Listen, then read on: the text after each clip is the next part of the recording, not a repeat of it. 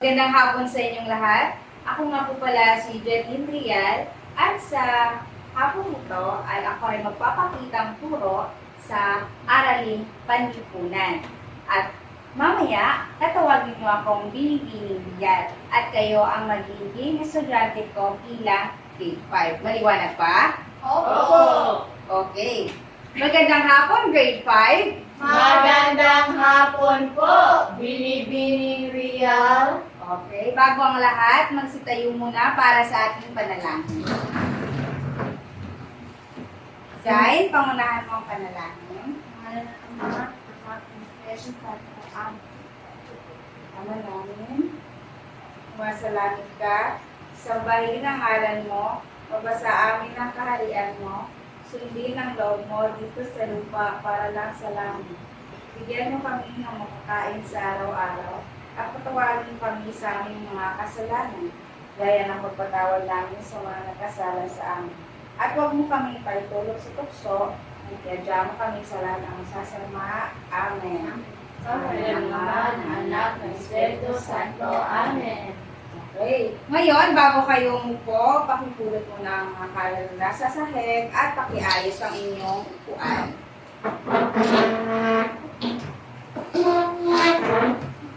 Okay, kumusta naman kayo mga bata? Okay lang po. Okay, mabuti naman kung gano'n. Ngayon, tayo ay magtatala kung sino ang liban sa klase. Okay, tatawagin ko kung nandito ba lahat. Karil, Nandito po. Zay, Nandito po. Ella. Nandito po. Okay. Bigyan niyo ng tatlong palakpakan yung sarili. Okay. Ngayon, meron tayong mga alituntunin sa loob ng klase. Una, pakibasa. Makinig palagi sa guro. Okay. Makinig palagi sa guro. So, huwag kayong magsasalita habang nagsasalita dito ang guro sa harapan. Maliwanag ba mga bata? Opo. Okay. Pangalawa, Iwasan ang paglabas-pasok habang nag-uumpisa na ang klase. bakit kaya iwasan ang paglabas-pasok habang nag-umpisa na ang klase? Zain. Para hindi ma-distract. Okay, para hindi tayo mag-distract at tuloy-tuloy lang ang ating klase. Okay, pangatlo. Maging magalang sa lahat ng oras. Okay, at ang pang-apat. Itaas ang kamay sa gustong tumayo o sumagot. Okay, tandaan ang mga ilituntunin sa loob ng klase. Maliwanag ba mga bata? Opo! Okay. Ngayon naman, meron ako mga iba't ibang salita dito. Handa na ba kayo sumagot mga bata? Opo! Okay. I-arrange nyo lang ito. Una. Ano kaya ito? Edukasyon. Karel? Edukasyon. Tingnan natin kung tama. Edukasyon nga ba? Tama. Bigyan na isang bagsak si Karel. Okay. Pangalawa. Ano kaya ito? Okay, Ella. Formal communicating. Formal. Formal nga ba? Tingnan natin. Okay. Mahusay. Bigyan ng isang bagsak si Ella. Okay, formal. Sunod.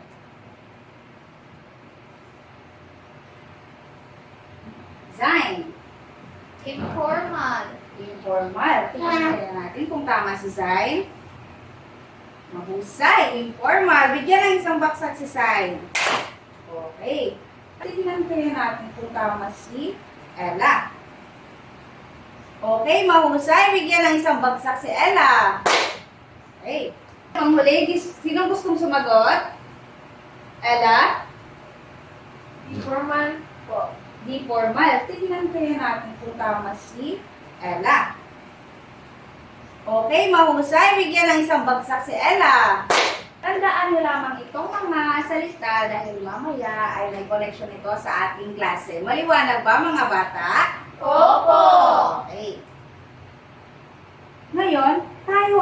pagbabalik-aral. Ano nga ba ang tinalakay natin noong nakaraang araw? Sino ang may alam? Sino ang nakakaalala? Jai, may sagot ka ba? Okay. Ano nga yun? Pagbabago ng lipunan sa pamahalaang kolonyal. Okay. Pagbabago ng lipunan Sa pamahalaang kolonyal. So, ano nga bang ibig sabihin niyan, Zain? Ito ay tumutukoy sa mga pagbabagong naganap sa lipunan ng Pilipinas noong panahon ng pananakop ng mga dayuhan. Tama. Mabuti naman at inyong naaalala ang ating nakaraang leksyon. Bigyan natin ng bagsak si Zain. Okay. Ngayon, meron akong mga larawan dito. At atin silang kilalanin kung sino nga ba sila. Sa unang larawan, sino ang gustong sumagot? Zain, okay? Jose Rizal, Si Dr. Jose Rizal.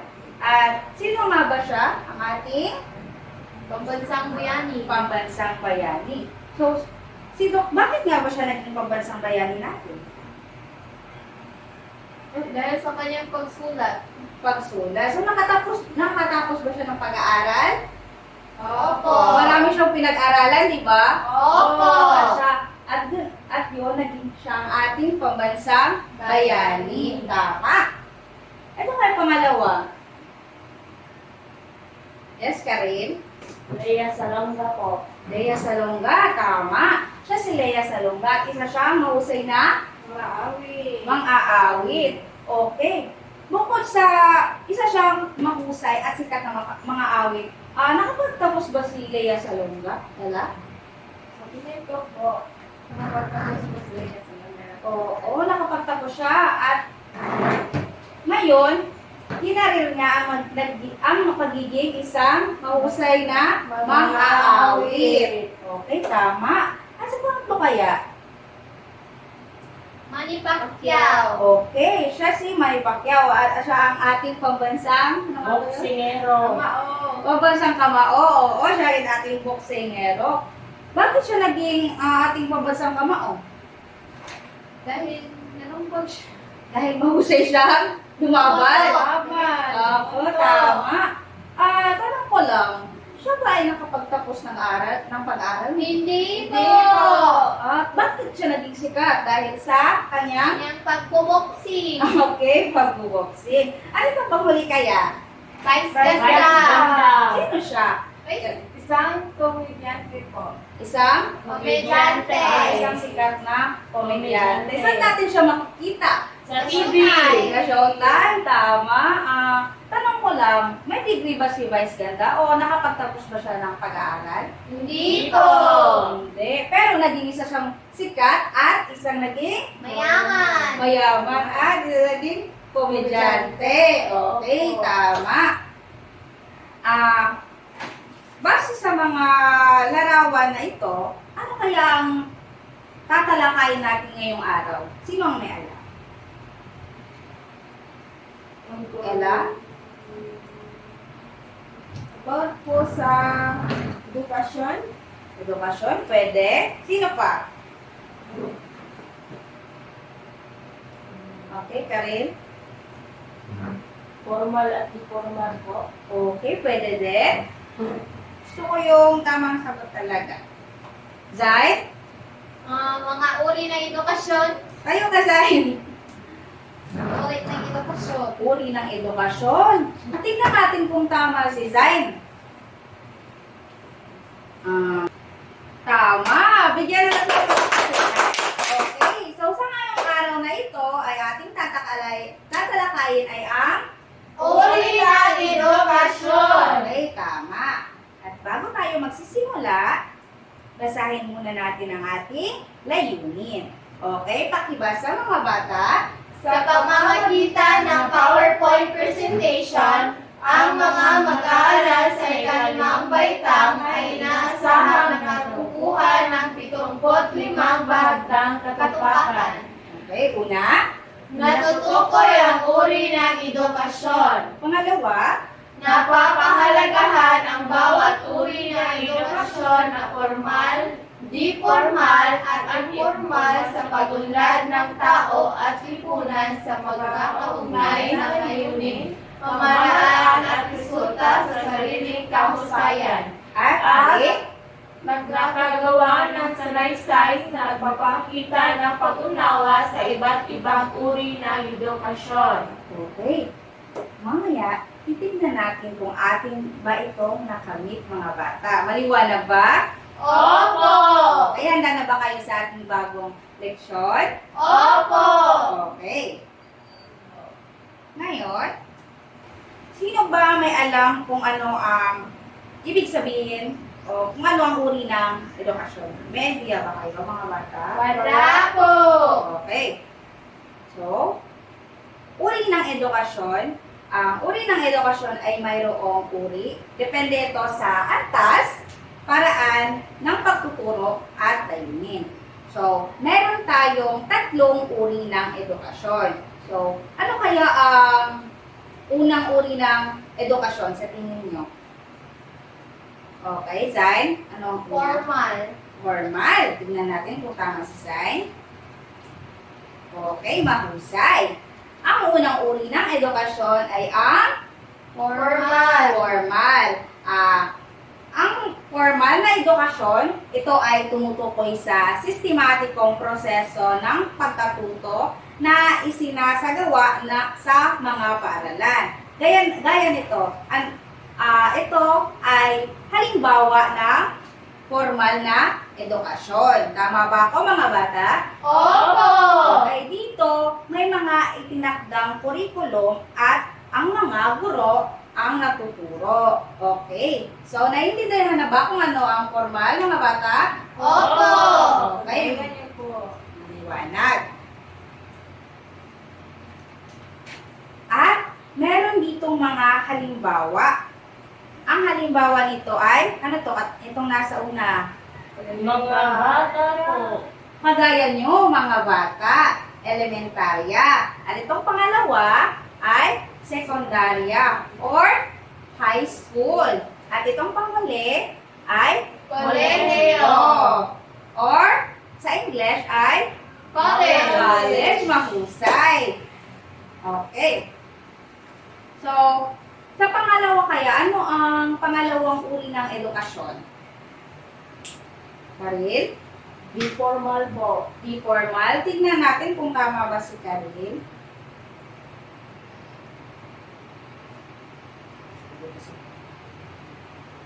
Okay. Kuan din mo. Balik ka. Janine. Okay. Janine May. Okay, maliwanag. nagbababa ng isang gusto. Okay. Tawag ni Zayn, ari na po, duka ko ngayon. Okay. So, naaalala niyo ba itong mga larawan? Opo! Okay. So, alin kaya dito sa larawan ang halimbawa ng formal na edukasyon? Okay, Ella? Si Dr.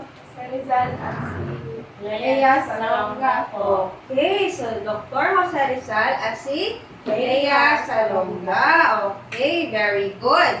Bigyan ng tatlong palakpak si Ella. Okay. Ngayon naman, ano kaya ang pangalawang uri ng edukasyon? Okay, Karil? Di formal po. Di formal. Tignan kaya natin kung tama si Karil. Okay, tama. Ang pangalawang uri ng edukasyon ay di formal. Okay. So, ang di formal na edukasyon, ito ay ang proseso ng pagkatuto na hindi nakabatay sa isang formal na kurikulum o sistema ng edukasyon. Kadalasan itong nakatuon sa mga praktikal na kasanayan at kaalaman na kailangan sa trabaho o sa pang-araw-araw na buhay. Okay, so yan ang di formal na edukasyon. So, para mas maintindihan nyo pa, meron akong halimbawa dito. Yan. Yan ang halimbawa ng di formal na edukasyon. Ito ay ang TESDA at ALS. Okay. Halimbawa nito ay mga workshop, mga seminar, mga programa sa pagsasanay, mga aktibidad sa komunidad. Okay, maliwanag ba mga bata? Opo! Yan ang Di formal. di formal. Okay. Ano kaya ang ikatatlong uri ng edukasyon? Sinong sumagot? Okay, Zain? Informal. Informal. Tignan kaya natin kung tama si Zain.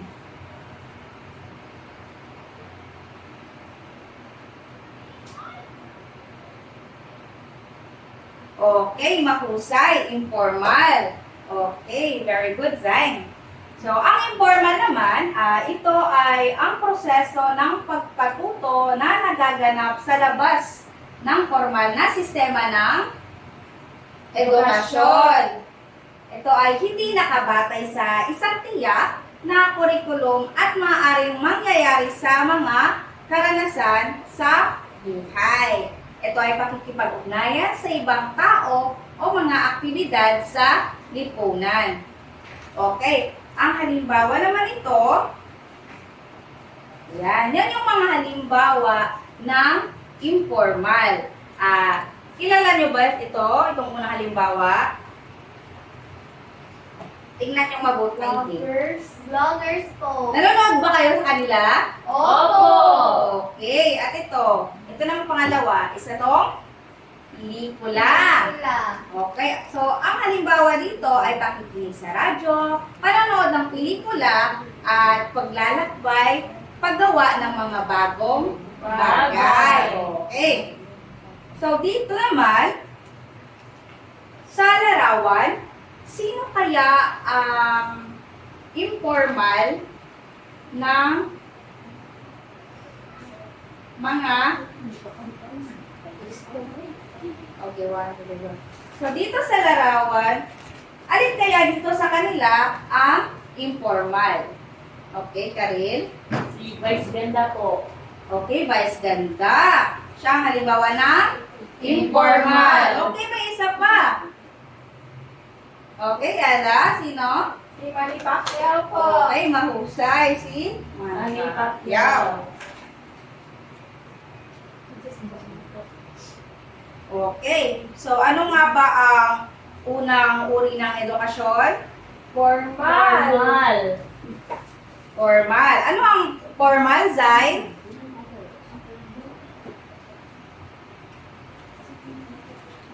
Ito ay ang Nakapagtapos ng pag-aaral. okay, mga nakapagtapos ng pag-aaral. At ang kasunod, ano naman? Di formal. At ang panghuli? Informal. Okay, informal. So, sa tingin nyo, bakit mahalagang matutunan natin ang mga uri ng edukasyon? Sinong gustong sumagot? Taas labang ang kamay. Okay, Ella? Bakit mahalaga ito? Mahalaga na matutunan natin kung ano ang mga uri ng edukasyon dahil Makilakas po. dahil natutulungan tayo nitong malaman kung saan tayo natututo, hindi lang sa paraan, kundi pati sa bahay, sa mga karanasan at sa mga pakikisalamuha sa ibang tao. Okay, mahusay. Bigla ng tatlong palakpak si Zay.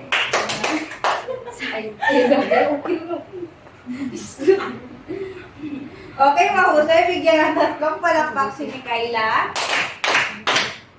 Okay, pwede ka nang umupo. So, naiintindihan niyo na ba ang ating talakayan ngayon? Wala ba kayong mga tanong? Wala po. Wala ba yan? Opo. Okay, ngayon, meron tayong aktibidad na gagawin. So, hahatiin ko kayo sa tatlo na grupo. Bawat grupo ay may itatakdang uri ng edukasyon na pag-aaralan at pagsusulatan sa naksay. So, dito ang group 1. Ang group 1 ay, ang gagawin nilang sanaysay ang formal na edukasyon. Okay. Ito ang halimbawa. Tutukoyin nila ang mga pakinabang ng edukasyon sa paaralan mula elementarya hanggang kolehiyo. Maliwanag ba, group 1? Opo. Opo. Okay.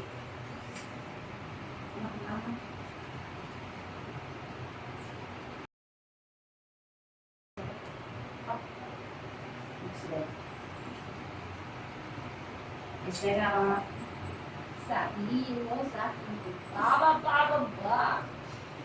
Okay. So, sa pangalawang grupo naman, kayo, Zay. So, kayo ang gagawa sa Opo. di formal na edukasyon. So, ang gagawin nyo lamang dito ay i-highlight nyo ang mga benepisyo ng mga kurso, seminar, workshop, at iba pa. Iba pang mga programa sa labas ng tradisyonal sa paaralan. Okay, yan yung mga halimbawa. Basahin nyo na lang. Okay. Paliwanag ba, group 2? Opo. Okay, group 3. Ang group 3, kayo, Karin. So, group 3, ang gagawin nyo ay ang formal na edukasyon. So, pagtutuunan nyo ng pansin ang mga natutunan sa bahay mula sa pamilya, komunidad, at mga karanasan sa buhay. Okay? Naintindihan nyo ba, mga bata? Opo. Okay, maliwanag ba? Opo. Okay, bibigyan ko lamang kayo ng 10 minuto sa paggawa ng sanaysay at pagkatapos ay sasabihin nyo dito sa harap kung ano ang inyong ginawang sanaysay sa mga uri ng edukasyon. Sa bawat uri ng mga edukasyon.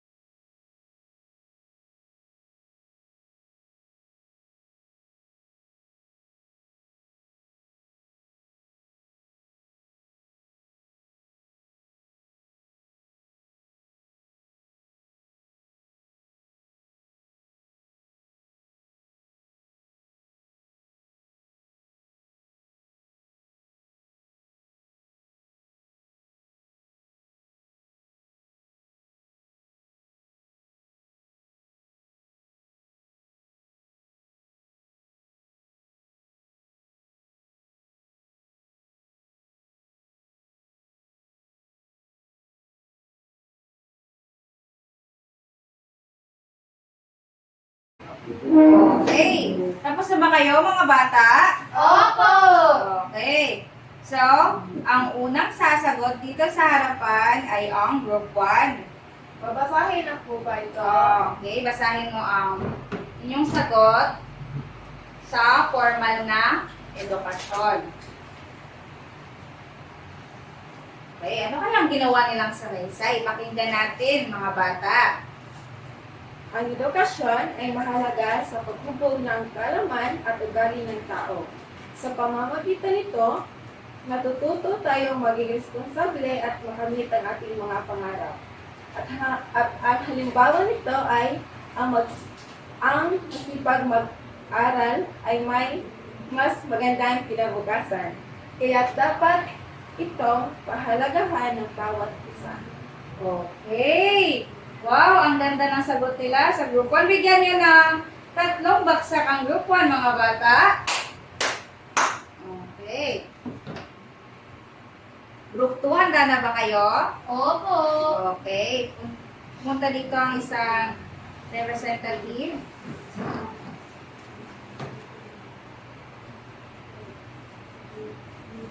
Okay. Ano nga yan? Inyong group 2? Informal na edukasyon. Okay, formal na edukasyon. Okay?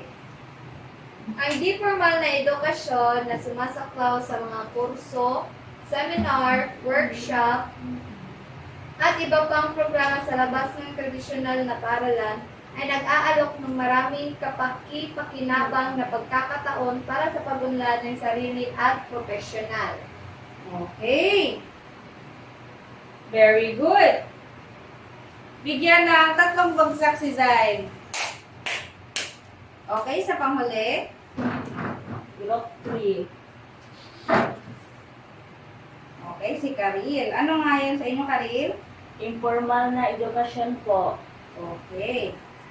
Ang informal na edukasyon, maraming Pilipino ang natututo sa pamamagitan ng informal na pamaraan. Halimbawa, ang isang magsasaka ay maaaring hindi nakatapos na formal na edukasyon, ngunit bisa sa pagtatanim, pag-aalaga ng hayop, at pagharap ng mga hamon ng kalikasan, ang isang ina na walang diploma ay mahusay mag-budget, magluto, at magtaguyod ng pamilya. Okay, mahusay. Bigyan ng 3 palakpak ang group 3. Okay.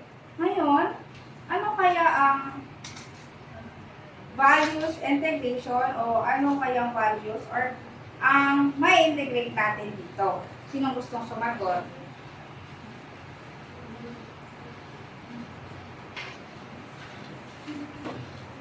Okay, Ella. No, Ella?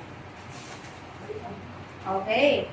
Ngayon, ano kayang values integration ang mai-integrate natin base sa ating tinalakay ngayon ng uri ng edukasyon?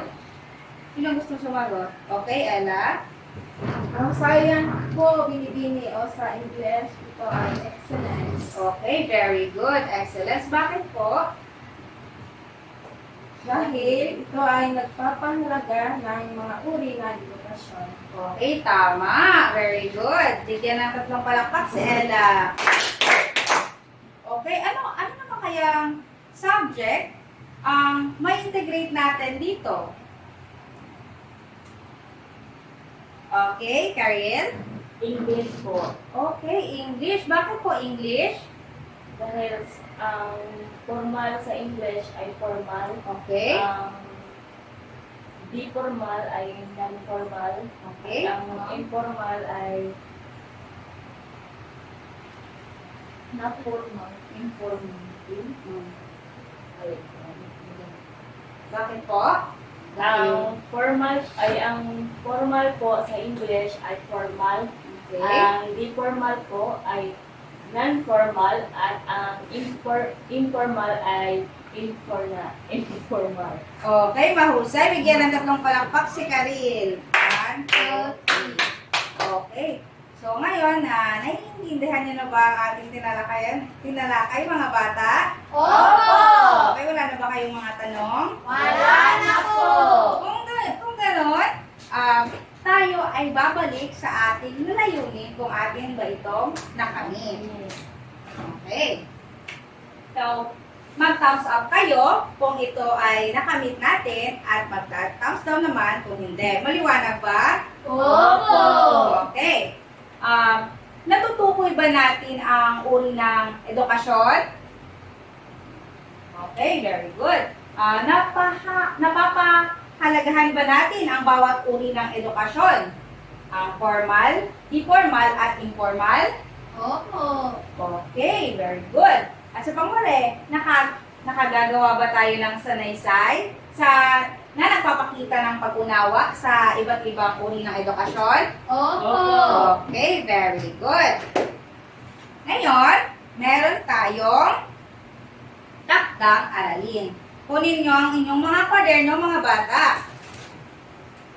Okay, sa ating takdang aralin ay gagawa kayo o gumawa ng Venn diagram na nagpapakita ng pagkakapareho at pagkakaiba ng tatlong uri ng edukasyon. Ano nga ulit ang tatlong uring edukasyon, mga bata? Formal, di-formal, at informal. Okay, isulat ito sa inyong kwaderno dahil ipapasa niyo yan sa akin sa susunod na araw. Maliwanag ba? Opo. Okay. Bibigyan ko kayo ng 3 minuto.